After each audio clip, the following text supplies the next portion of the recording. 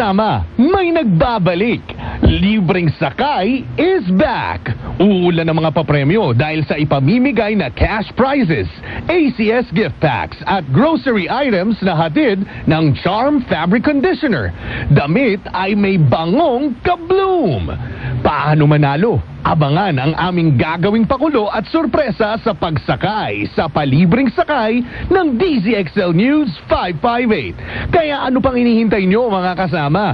Magkita-kita tayo sa SM North to Litex via Commonwealth on June 10, 2024. Ang libreng sakay ay handog ng DZXL News 558. Kasama ang Charm Fabric Conditioner. Damit ay may bangong kabloom. 65 radio stations nationwide. Mahigit 2,000 radio anchors, commentators, reporters at correspondents nationwide. Hatid naming mga balitang tatak, RMN. Balitang pinagkakatiwalaan, mapapakinggan saan mang sulok ng bansa, Luzon, Visayas at Mindanao. Mula sa Radio Mindanao Network. Ang totoong Nationwide Network. Number 1. Ito ang DZXL News 558 kHz. 6 na dekadang maaasahan sa balita at serbisyo publiko. Ang himpilan ng RMN Network sa Mega Manila. Live sa radio at online. Ito ang RMN DZXL 558 sa Metro Manila. Nagsasahim papawid sa lakas na 40,000 watts at may pahintulot mula sa National Telecommunication Commission.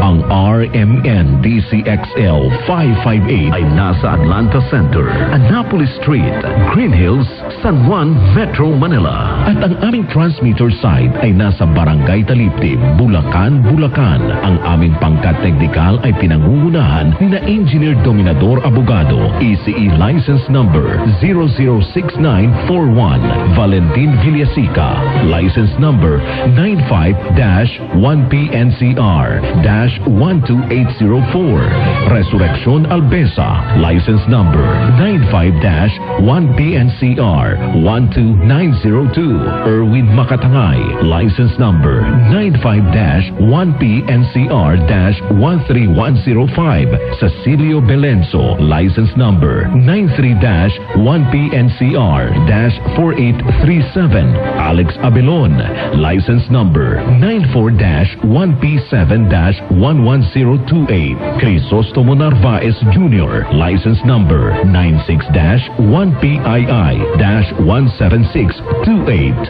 Ang RMN DZXL 558 Manila now signing off. Mga kababayan, ang pambansang awit ng Pilipinas.